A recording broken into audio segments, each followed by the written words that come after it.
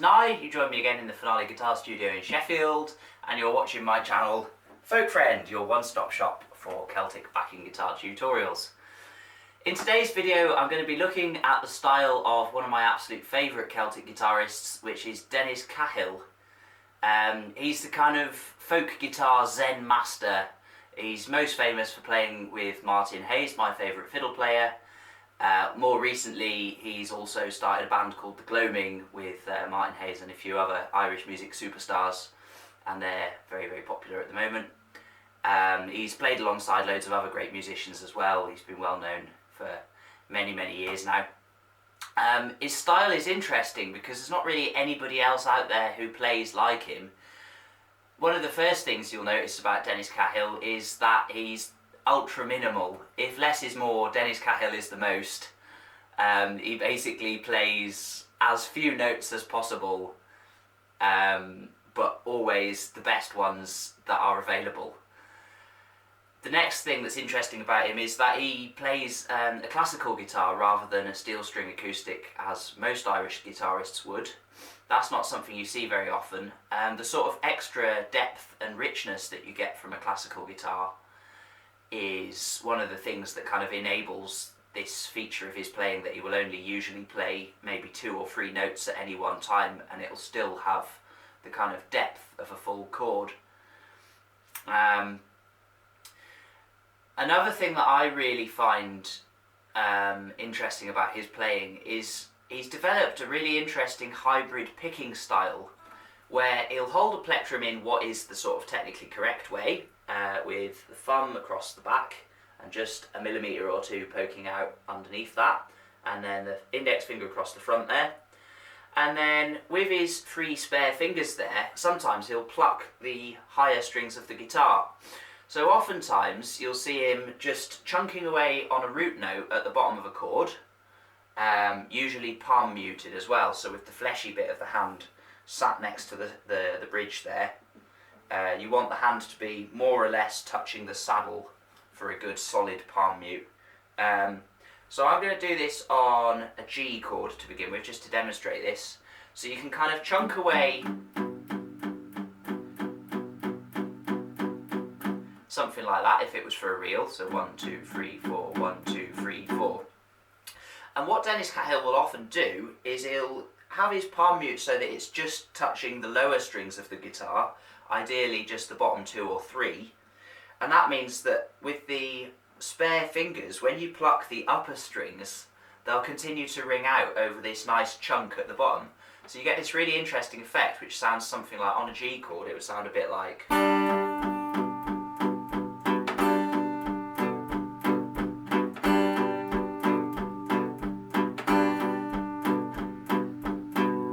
that kind of thing. What I'm going to do in this video is have a look at a specific little clip, which is one of my absolute favourite things on the whole of the internet. Every now and again I dig it out and have a little listen to it, and it's one of those clips where you've got to set aside the full time of the clip and know that you won't be able to do anything else in that time period. So I'm going to play just one little section from it for you now. The full clip is linked in the description. Go and check it out. Honestly, it's one of the best bits of Irish music ever, I think. But I'm going to have a look at one chord progression that Mr. Cahill uses, because it's kind of a good exemplar of some of the techniques that he will use often. So let's just have a look at that and I'll talk you through it afterwards.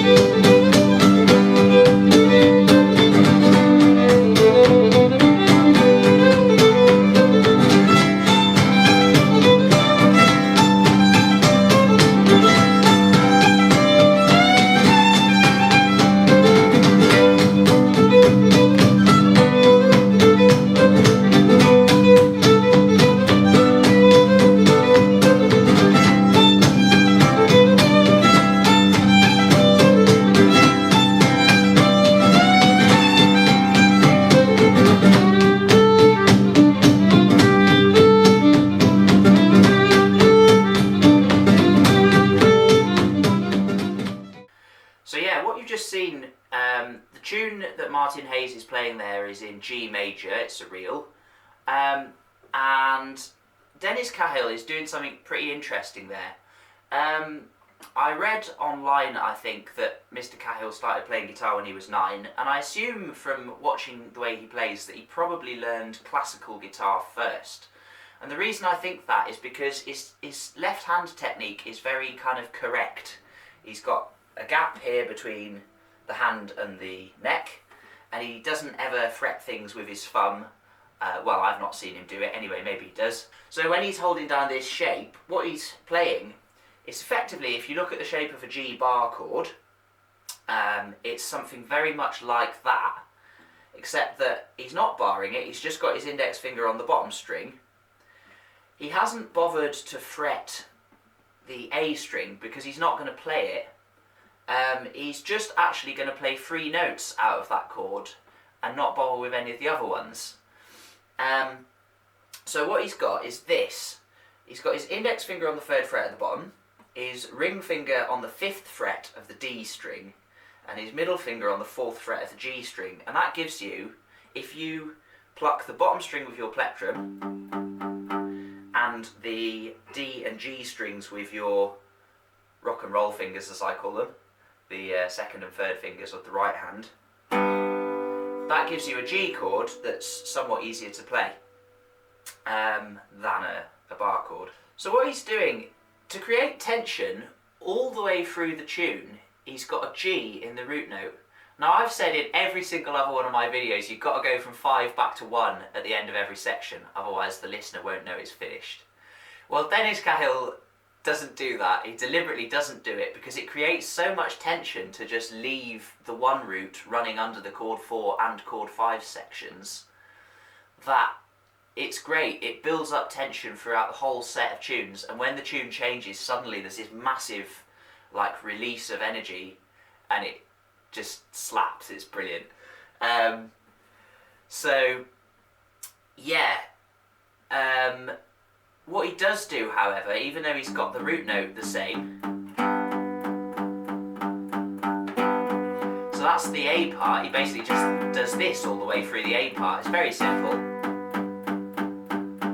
When he gets to the B part of this particular tune starts on a chord 4 section. Da, da, da, da, da, da, da, da. It sounds very chord 4-y. It starts on an E note, which is a note from chord 4 in the key of G major, which would be C, E and G.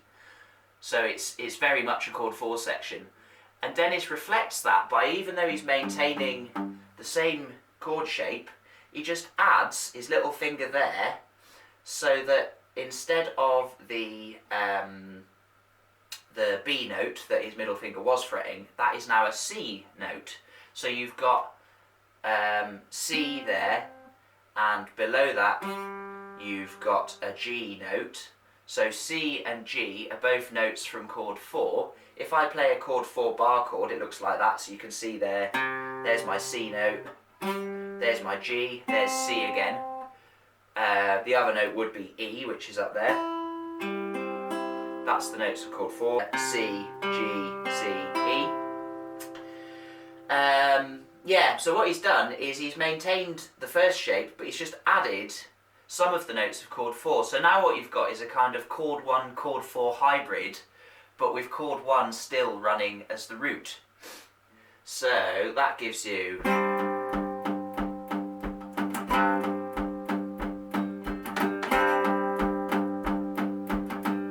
something like that.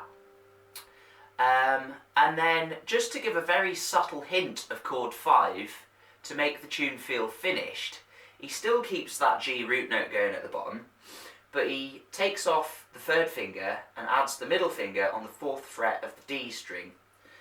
So now, if I make a D7 shape, that's a D7 chord. So you've got D, you've got the 3rd there, which is F sharp, you've got the flat 7 there, which is C natural. So what he's done is effectively made a D7 chord, but without the D in it, so there's no root note, and he's kept the G in the root instead. So now you've got a D7 G chord kind of hybrid, which in its own right, if I just play that on its own, it's a bit of a grim chord really. But it resolves really nicely back to G major. So I'm going to play the whole progression that he plays for the whole tune. So the A part is just this one G major chord all the way through, and the B part uses a mixture of that G major chord, this G-C hybrid, which I'm going to call C/G, which means a C chord but with a G at the root pitch in it, and then this one which I'm going to call D7/G, which means a D7 chord with a G at the root note.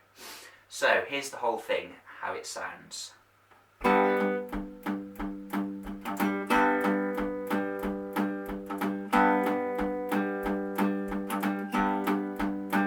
Here's the B part.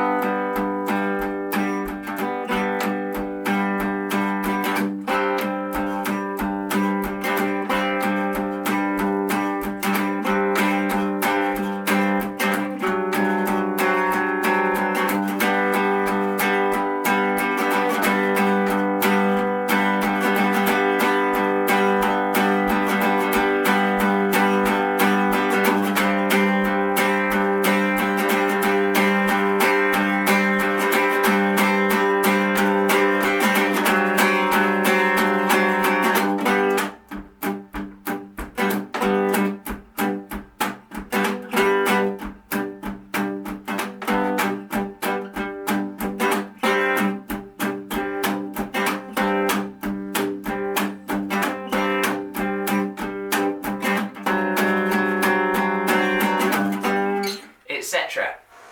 Now if you were taking notes, you'll notice when I was playing that, like, the thing built up and built up and built up, and then it cut right back, which actually added energy. And Dennis Cahill is the absolute master of dynamics. Generally, if you watch him play one tune set, the tune might repeat, say, 3 or 4 times.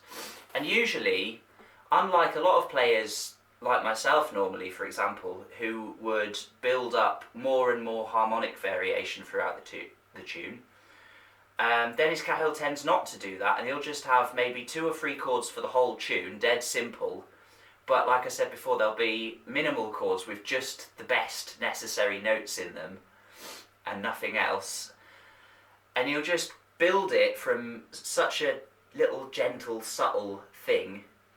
It'll build it and build it and build it. It'll get louder, it'll get less palm muted so that the notes ring out for longer as it builds. And anyone who, like me, is a fan of genres of electronic music like techno, progressive house, all those kind of things, will know that when you build something up and let it get more and more echoey, it feels like the space has kind of expanded, like the space around the tune is growing bigger.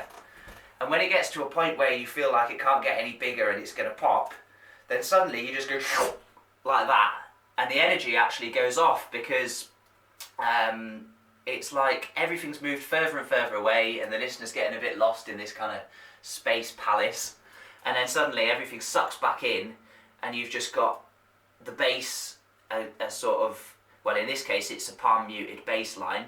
In the case of progressive house, it's just a big kick drum. But either way, you've got suddenly this bass boom just hitting you straight down the middle, where before you had all this space and you could kind of be lost in it, and it just sucks you back to concentrating directly on the energy of the music. And Dennis Cahill uses that to great effect in this set. Now, there is absolutely loads more I could say about Dennis Cahill and his fascinating style of guitar. If you are interested, I will gladly make more videos about him. I would like to make some videos covering the music theory behind some of his rather unusual chord choices. Certainly in that set, which I've linked down below, there are some very interesting chords used, particularly in the tune before the one that I was talking about. So maybe I'll come back and have a look at some of those at a later date, but I didn't want to get this video to be, half an hour long. So if you are interested in that, leave me a comment in the box down below and I will happily make some more videos about Dennis Cahill and his fascinating technique. If you have enjoyed the music theory aspect of this and would like to learn more about it, my book, Backing Guitar Techniques for Traditional Celtic Music, has got all the stuff you need in it to become a really great backing guitarist. It tells you all about the music theory, how the modes work, which chords go in which keys, all those kinds of things. It's also got loads of chord diagrams in it, including some variations on what I call Cahill chords. There's loads of diagrams in the back, and it's got an audio folder that you get with it as well, which comes with examples of tunes that you can play along with. There are grids for all the tunes with lots of different variants of the chords, all sorts of jazz chords, loads of interesting stuff in it. Go and check it out. If you want a paperback copy, you can find them on Amazon. They're linked in the box down below and in a little card in the corner of the screen. If you are in the UK, you may find that you can get a paperback more cheaply than from Amazon by messaging me directly. So yeah, drop me a message if you're interested in that. Check out finaleguitar.co.uk/shop as well. That is where you will find Folk Friend t-shirts, the amazing mode wheel, my brand new invention, the Folk Friend practice diary, which is coming out probably next week sometime. But you can find them on there already. And you'll find the book there as well in both ebook and paperback formats. Last thing, if you've enjoyed this video, hit the little thumbs up and hit the subscribe button. The thumbs up helps me because the more people click thumbs upsies, the more people get shown my videos, and the more people hit subscribe, you will get a little notification when I post new free tutorials, which I do more or less every week. If you've got any questions that you'd like to put to me directly, please tune in to Folky Fridays. That's going to be on every Friday at 5:30 UK time. It's a live stream, so anything you post in the comments I see straight away, and I can respond with helping you play through things live and all that good stuff. So that's everything for me for this week. I hope you've enjoyed this video, and I will see you very soon for lots more folky tutorials.